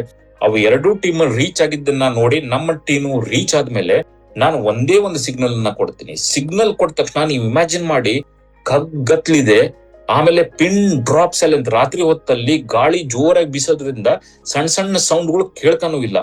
ಒಂದೇ ಸಲ ನಾನು ಸಿಗ್ನಲ್ ಕೊಟ್ಟ ತಕ್ಷಣ ಹೆಂಗಾಯ್ತು ಅಂತಂದ್ರೆ, ನಮ್ಮಲ್ಲಿ ಇದ್ದಂತ ಗ್ರೆನೇಡ್ ಅನ್ನ ತೆಗೆದು ಎಸಿತಾ ಇದೀವಿ, ಒಂದೇ ಸಲ ಸ್ಫೋಟ ರೆಡಿ ಆಗುತ್ತೆ, ಫೈರ್ ಮಾಡ್ತಿದ್ವಿ. ಅಷ್ಟೊಳಗೆ ಮೇಲ್ ಕೂತಂತ ಪಾಕಿಸ್ತಾನಿಗೆ ಗೊತ್ತಾಗ್ಬಿಡ್ತು ನಾವು ಅಟ್ಯಾಕ್ ಮಾಡ್ತಿದ್ವಿ ಅಂತ. ಅವರು ಕೂಡ ಫೈರ್ ಮಾಡ್ತಾ ಇದಾರೆ. ಕತ್ಲಲ್ಲಿ ಎಲ್ಲಿ ನೋಡಿದ್ರು ಅಲ್ಲಿ ಫೈರ್ ಮಾಡೋದು, ಆ ಬುಲೆಟ್ಗಳು ಹಾರೋದು, ಗ್ರೆನೇಡ್ಗಳು ಸಿಡಿಯೋದು ಎಲ್ಲ ಕಡೆ ಕಾಣ್ತಾ ಇದೆ. ಬಟ್ ನಮ್ಮ ಅದೃಷ್ಟವಶ ಏನಂತಂದ್ರೆ, ಈ 3 ಬಂಕರ್ ಅಲ್ಲಿ ಇದ್ದಂತ ಜನರು ಮಲಗಿದ್ರು. ಅವ್ರು ಎದ್ದು ರಿಯಾಕ್ಟ್ ಮಾಡಿ ಅವ್ರ ವೆಪನ್ ನ ತಗೊಂಡು, ಅವ್ರ ಗನ್ ಅನ್ನ ಎತ್ಕೊಂಡು ನಮಗ್ ಫೈರ್ ಮಾಡಕ್ಕಿಂತ ಮುಂಚೆ ಅಲ್ಲಿದ್ದಂತವ್ರನ್ನ ನ್ಯೂಟ್ರಲೈಸ್ ಮಾಡ್ಬಿಡ್ತೀವಿ, ಅವ್ರ ಧ್ವಂಸ ಮಾಡ್ಬಿಡ್ತೀವಿ. ಅಲ್ಲಿ ಧ್ವಂಸ ಮಾಡಿದ ನಂತರ ಅವ್ರನ್ನ ಸ್ಯಾನಿಟೈಸ್ ಮಾಡ್ಬೇಕು. ಏನು ಅಂತಂದ್ರೆ, ನೀವು ಆ ಬಂಕರ್ ಒಳಗೆ ಹೋಗಕ್ ಆಗಲ್ಲ, ಶತ್ರುಗಳ ಶವಗಳು ಬಿದ್ದಿದಾವೆ, ಅದನ್ನ ತೆಗೆದು ಆಚೆ ಹಾಕ್ಬೇಕು. ನೀವು ಅಲ್ಲಿ ಕುತ್ಕೊಳಕ್ ಆಗಲ್ಲ, ಯಾಕಂದ್ರೆ ಅಲ್ಲಿ ರಕ್ತ ಎಲ್ಲ ಬಿದ್ದಿದೆ. ಐಸ್ ತೆಗೆದು ಅದ್ರ ಮೇಲೆ ಹಾಕಿದ್ರೆ ಅದೊಂದ್ ಸ್ವಲ್ಪ ಕರಗಿದಂಗ ಆಗುತ್ತೆ, ತೊಳೆದಂಗ ಆಗುತ್ತೆ. ಅವ್ರೇನಾದ್ರು ಮೈನ್ಸ್ ಅಡಗಿಟ್ಟಿದಾರ, ಇದನ್ನೆಲ್ಲ ನೋಡ್ಬೇಕು. ಇದನ್ನೆಲ್ಲ ನೋಡ್ತಾ ನಾವು ಸ್ಯಾನಿಟೈಸ್ ಮಾಡ್ತಾ ಇದ್ವಿ, ಆ ಬಾಡಿಗಳನ್ನೆಲ್ಲ ಹೊರಗೆ ಹಾಕ್ತಾ ಇದ್ವಿ. ಅವಾಗ ನಾನು ಏನು ಕಂಡೆ ಅಂತಂದ್ರೆ, ಬೆಳಕು ಆಗ್ತಾ ಬರ್ತಾ ಇದೆ, ನಾನು ಬಲಗಡೆ ಎಡಗಡೆ ತಿರುಗಿ ನೋಡ್ತಾ ಇದ್ದೀನಿ, ಎಲ್ಲಾ ಸರಿ ಒಳಗ ಆಗಿದೇನೋ ಇಲ್ಲೋ ಅಂತ ನೋಡ್ಬೇಕಾದ್ರೆ, ನಮ್ಮ ಯೂನಿಫಾರ್ಮ್ ಹಾಕೊಂಡಂತ ಒಬ್ಬ ವ್ಯಕ್ತಿ ಮುಖ ಕೆಳಗ್ ಮಾಡಿ ಬಿದ್ದು ಬಿಟ್ಟಿದ್ದಾರೆ. ಅವ್ರ ಕೈ ಅದೋ ತರ ಟ್ವಿಸ್ಟ್ ಆಗ್ಬಿಟ್ಟಿದೆ, ಕಾಲಿ ಅದೋ ತರ ಮರ್ಚ್ಕೊಂಡಿದೆ. ಅವ್ರು ನೋಡಿದ ತಕ್ಷಣ ತಲೆ ಹೇಳ್ತಾ ಇದೆ ಅವ್ನು ಬದುಕಿಲ್ಲ ಅಂತ. ಬಟ್ ಎಲ್ಲೋ ಒಂದ್ ಕಡೆ ಆಸೆ ಇದೆ, ಅವನಿನ್ ಏನಾದ್ರೂ ಮಾಡಿ ಬದುಕ್ಸನ, ಅವ್ನ ಏನಾದ್ರೂ ಮಾಡಿ ಕೆಳಗಡೆ ಕಳಿಸಿ ಡಾಕ್ಟರ್ ಹತ್ರ ಕಳಿಸಿ ಅವನ್ ಬದುಕ್ಸನ ಅಂತಂದ್ ಓಡ್ ಬರ್ದ. ಅವನ ಹತ್ರ ಕೆಳಗಡೆ ಓಡ್ ಬಂದೆ ನಾನು. ಓಡ್ ಬಂದ ಎಳೆ ಬಿಸಿಲು ಅಂತ ಅವಾಗಿನ ಸೂರ್ಯ ಹುಟ್ಟತಾ ಇದ್ದಾನೆ, ಎಳೆ ಬಿಸಿಲು ಅವನ ತಲೆ ಮೇಲೆ ಬೀಳ್ತಾ ಇದೆ. ಅವನ್ನ ಹಿಂಗ್ ಟ್ವಿಸ್ಟ್ ಮಾಡಿ ನೋಡ್ತೀನಿ, ಶ್ಯಾಮ್ ಸಿಂಗ್ ನನ್ ಬಡಿ ಅಂತ ಹೇಳಿದ್ನಲ್ಲ, ಅವ್ನ್ ತಿರ್ಕೊಂಡ್ಬಿಟ್ಟಿದ್ದಾನೆ, ಅವನಿಗೆ ಗುಂಡು ತಗೊಂಡ್ಬಿಟ್ಟಿದೆ. ನೋಡಿ, ಅವಾಗ ಇಷ್ಟು ಬೇಜಾರಾಯ್ತು ನನಗೆ, ಇಷ್ಟು ಸಂಕಟ ಆಗ್ತಿತ್ತು ನನಗೆ ಅಂತಂದ್ರೆ, ಆ ವ್ಯಕ್ತಿ ಒಂದು ಅವಕಾಶ ಇತ್ತು, ಅವನು ಬರ್ಲಿಲ್ದಂಗೆ ಇರ್ಬೋದಾಗಿತ್ತು, ಅವ್ನು ಆರಾಮಾಗಿ ರೆಸ್ಟ್ ತಗೋಬೋದಾಗಿತ್ತು. ಬಟ್ ಆದ್ರೂ ಕೂಡ ನಾನೊಬ್ಬ ನನ್ನ ಬಡಿ ನನ್ನ ಸಹಾಯಕ ನನ್ನನ್ನು ಒಬ್ಬರನ್ನೇ ಕಳಿಸ್ಕೊಡ್ಬಾರ್ದು ಅನ್ನೋ ಕಾರಣದಿಂದ ಅವನು ಬರ್ತಾನೆ. ಅವನು ಬಂದು ತನ್ನ ಪ್ರಾಣಾರ್ಪಣೆಯನ್ನ ಮಾಡ್ತಾನೆ. ಎಷ್ಟು ದುಃಖ ಆಗ್ತಿದೆ ನನಗೆ ಅಂತಂದ್ರೆ, ಇನ್ನೂ ಒಂದು ದುಃಖ ಏನು ಅಂತಂದ್ರೆ, ನಾನು ಹಾಸ್ಪಿಟಲ್ ಇದ್ದಾಗ ಗೊತ್ತಾಯ್ತು ನನಗೆ, ಅವನೊಂದು ಚಿಟ್ ಬರೆದಿಟ್ಕೊಂಡಿದ್ದಂತೆ. ಆ ಚಿಟ್ ಎಲ್ಲ ಬರ್ದಿದ್ದಂತೆ, ಈ ಜಿಂದಗಿ ಬಿ ಕ್ಯಾ ಜಿಂದಗಿ ದುಶ್ಮನ್ ಕೋ ಮಾರೆ ಬಿನಾ, ಈ ಜಿಂದಗಿ ಬಿ ಕ್ಯಾ ಜಿಂದಗಿ ಮೌತ್ ಕೆ ಬಿನಾ ಅಂತ. ನೋಡಿ, ಈ ತರ ಒಂದು ಬಾಂಧವ್ಯ ಆರ್ಮಿದಲ್ಲಿ ಬಿಟ್ರೆ ಬೇರೆ ಎಲ್ಲೂ ಸಿಗ್ಲಿಕ್ಕೆ ಸಾಧ್ಯ ಇಲ್ಲ. ನನಗೆ ಅವನಿಗೆ ಒಂದು ವಿಪರ್ಯಾಸ ನೋಡಿ ನನಗೊಂದು ಅಳು ಬರ್ತಾ ಇದೆ, ಬಟ್ ಕಣ್ಣೀರ್ ಹಾಕೋದನ್ನ ತಡಿತಾ ಇದ್ದೀನಿ. ಯಾಕಂದ್ರೆ ನಾನು ಒಬ್ಬ ಟೀಮ್ ಲೀಡರ್ ಆಗಿ ಅಳಕ್ ಸ್ಟಾರ್ಟ್ ಮಾಡ್ಬಿಟ್ರೆ 100 ಜನ ನನ್ನ ಸೈನಿಕರನ್ನ ನಾನು ನೋಡ್ತಿದ್ರೆ ಅವ್ರು ಎಲ್ಲಿ ಯುದ್ಧವನ್ನ ಆಡೋ ಹುಮ್ಮಸ್ಸನ್ನ ಕಳ್ಕೊಂಡ್ಬಿಡ್ತಾರೋ ಅನ್ನೋ ಕಾರಣದಿಂದ ಒಂದು ಕಣ್ಣೀರ್ ಕೂಡ ಹಾಕಕ್ ಆಗ್ಲಿಲ್ಲ ನನಗೆ. ಆ ಶ್ಯಾಮನ ಕೆಳಗ್ ಕಳಿಸಿ ಮತ್ತೆ ಯುದ್ಧವನ್ನ ಮುಂದುವರ್ಸ್ಲೇಬೇಕು. ಯಾಕಂದ್ರೆ ಈ ತರ ಘಟನೆಗಳು ನಡೀತಾನೆ ಇರ್ತವೆ. ನಾವು ಯುದ್ಧವನ್ನ ಮುಂದುವರಿಸ್ತೀವಿ. 4ನೇ ತಾರೀಕು ರಾತ್ರಿ ಯುದ್ಧ ಶುರು ಆಗಿದೆ. 5ನೇ ತಾರೀಕು ಬೆಳಗಿನ ಜಾವ ಇಡೀ ದಿನ ಯುದ್ಧ ಆಗುತ್ತೆ. 5ನೇ ತಾರೀಕು ರಾತ್ರಿ ಯುದ್ಧ ಆಗುತ್ತೆ. 6ನೇ ತಾರೀಕು ಬೆಳಗಿನ ಜಾವ 6ನೇ ತಾರೀಕು ಮಧ್ಯಾಹ್ನದವರೆಗೂ ಯುದ್ಧ ನಡೀತಾ ಇದೆ. ನಾವು ಒಂದ್ ಬಂಡೆಗಳಿಂದ ಇನ್ನೊಂದು ಬಂಡೆಗಳಿಗೆ ಓಡ್ತಾ ಇದೀವಿ ಅಂದ್ರೆ ಅಷ್ಟು ಹತ್ರ ಹೋಗ್ತಾ ಇದೀವಿ ಅಂತ. ಅಲ್ಲಿಂದ ಇನ್ನೊಂದು ಬಂಕರ್ ವಶಪಡಿಸ್ಕೊಂತ ಇದೀವಿ ಅಂತಂದ್ರೆ ಅಷ್ಟು ಹತ್ರ ಹೋಗ್ತಿದೀವಿ ಅಂತ. ಹಿಂಗ್ ಮಾಡ್ತಾ ಮಾಡ್ತಾ ಮಾಡ್ತಾ ನಾವು ಮುಂದೆ ಹೋಗ್ತಾ ಇದೀವಿ. 6ನೇ ತಾರೀಕು ಮಧ್ಯಾಹ್ನದ ಹೊತ್ತಿಗೆ ನಮ್ಮ ಕಮಾಂಡಿಂಗ್ ಆಫೀಸರ್, ಅಂದ್ರೆ ಕೆಳಗಡೆ ಕುಂತಂತ ನಮ್ಮ ಕಮಾಂಡಿಂಗ್ ಆಫೀಸರ್ ಒಂದು ರೇಡಿಯೋ ಸೆಟ್ ಅಂತ ಇರುತ್ತೆ ನಮ್ಮ ಕಮ್ಯುನಿಕೇಶನ್ಗೆ. ಆ ರೇಡಿಯೋ ಸೆಟ್ ಎಲ್ಲ ಅವ್ರೊಂದು ಮೆಸೇಜ್ ಅನ್ನ ಕಳಿಸ್ತಾರೆ. ಅವ್ರು ಹೇಳ್ತಾರೆ, ನೀವು 4ನೇ ತಾರೀಕು ಮಧ್ಯಾಹ್ನ ಊಟ ಮಾಡಿದ್ರಿ, ಇವಾಗ 6ನೇ ತಾರೀಕು ಮಧ್ಯಾಹ್ನ ಹೋಗಿದೆ, 2 ದಿನ ಕಳೆದೋಗಿದೆ, ನಿಮ್ಗೆ ಏನಾದ್ರೂ ಊಟಕ್ಕೆ ಕಳ್ಸ್ಕೊಡ್ಲಾ ಅಂತ. ಬಟ್ ನನಗೆ ಗೊತ್ತು, ಊಟ ಬರ್ಬೇಕಂದ್ರೆ ಫುಲ್ ಕೆಳಗಡೆಯಿಂದ ಬರ್ಬೇಕು. ನಾವ್ ಏನ್ ಮಾಡಿರ್ತೀವಿ ಅಂದ್ರೆ, ಯುದ್ಧಕ್ಕೆ ಹೋಗಕ್ಕಿಂತ ಮುಂಚೆ ಆ ಮಧ್ಯ ಭಾಗದಲ್ಲಿ ಒಂದಿಷ್ಟು ಅಮ್ಯುನೇಷನ್ ಅಂದ್ರೆ ಗುಂಡು ಮದ್ದುಗಳನ್ನ ಸ್ಟೋರ್ ಮಾಡಿಟ್ಟಿರ್ತೀವಿ. ಅಂದ್ರೆ ಈ ಹೋರಾಡ್ತಾ ನಮ್ಮಲ್ಲಿ ಕಡಿಮೆ ಆದ್ರೆ ಅವನ್ನ ಈಸಿಯಾಗಿ ಅಲ್ಲಿಂದ ತರ್ಸ್ಕೋಬಹುದು, ಹತ್ತಿರದಲ್ಲಿ ತರ್ಸ್ಕೋಬಹುದು ಅಂತ. ಹಾಗಾಗಿ ನನಗ್ ಗೊತ್ತಿತ್ತು, ನಮಗೆ ಹೋರಾಡ್ತಾ ಕಡಿಮೆ ಆಗ್ತದೆ ಗುಂಡು ಮದ್ದುಗಳು. ಹಾಗಾಗಿ ನಾನು ರೇಡಿಯೋ ಸೆಟ್ ಅಲ್ಲಿ ಹೋಗಿ ಮತ್ತೆ ಹೇಳ್ತೀನಿ, ಸರ್ ನೀವು ಊಟದ ಚಿಂತೆ ಬಿಟ್ಬಿಡಿ, ಕೆಲವೊಂದಿಷ್ಟು ಗುಂಡು ಮದ್ದುಗಳು ಖಾಲಿ ಆಗ್ತಾ ಇದ್ದಾವೆ, ಅದನ್ನ ಕಳಿಸ್ಕೊಡಿ ಅಂತ. ನೀವ್ ಅನ್ಕೊಂತಾ ಇರ್ಬೋದು, ನಿಮಗ್ ಸುಸ್ತಾಗ್ಲಿಲ್ವಾ, ನೀ 2 ದಿನ ಊಟ ಮಾಡ್ಲಿಲ್ಲ, ಹೋರಾಡ್ತಾ ಇದ್ರ, ರಾತ್ರಿ ನಿದ್ದೆ ಇಲ್ಲ, ಗುಂಡೆಲ್ಲ ಸಿಡಿತಾ ಇದೆ, ಆದ್ರೂ ಕೂಡ ನಿಮ್ಗೆ ಹೊಟ್ಟೆ ಹಸಿವಾಗ್ಲಿಲ್ವಾ, ನಿಮ್ಗೆ ತಿನ್ನಂಗಾಗ್ಲಿಲ್ವಾ ಅಂತ. ಬಂಧುಗಳೇ, ನಾನು ಏನ್ ಹೇಳಕ್ ಇಷ್ಟಪಡ್ತೀನಿ ಅಂದ್ರೆ, ನೀವು ದೈಹಿಕವಾಗಿ ಏನಾಗ್ತೀರಾ, ಸುಸ್ತಾಗ್ಬೋದು, ಮಾನಸಿಕವಾಗಿ ಸುಸ್ತು ನಾನು ಜಾಸ್ತಿ ಆಗ್ತಾ ಇದ್ದೆ. ಯಾಕಂತಂದ್ರೆ ನಮ್ಮ ಸೈನಿಕನ ಒಬ್ಬನಿಗೆ ಹೊಟ್ಟೆಗೆ ಗುಂಡು ತಗಲಿದೆ, ಒಂದು ಶೆಲ್ ಅಂತ ಸಿಡಿದಾಗ ಆ ಸ್ಪ್ಲಿಂಟರ್ ಬಂದ್ ಹೊಟ್ಟೆ ಕಟ್ಟಾಗ್ಬಿಟ್ಟಿದೆ, ಅದರಿಂದ ಇಂಟೆಸ್ಟೈನ್ ಹೊರಗೆ ಬಂದಿದೆ. ಅದನ್ನ ಒಳಗ್ ಹಾಕಿ ತುಂಬಕ್ ನೋಡ್ತಾ ಇದ್ದೀವಿ.